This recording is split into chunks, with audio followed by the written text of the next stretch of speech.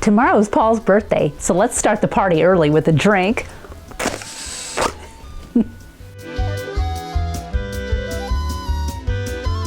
Hello and welcome to the Velveteen Lounge Kitchen. Tomorrow is the day that Paul marks another trip around the sun. A birthday cake is great, but a birthday cocktail is even better. Grab your shaker and let's make a drink to celebrate. To make this festive concoction, all you do is combine 2 ounces of Hendrick's Orbium Gin, 1/2 ounce elderflower liqueur, 1/2 ounce peach nectar, and 1/2 ounce fresh lemon juice.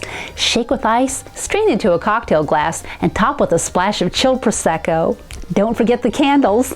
For this easy garnish, all you do is slice your fruit so that it can hang on the side of your glass and cut small holes for your candles. Make sure they're secure before lighting and definitely blow them out before sipping to avoid setting yourself aflame. Happy birthday! Thank you. How does it feel turning 39 again? More or less the way it felt turning 39 last year.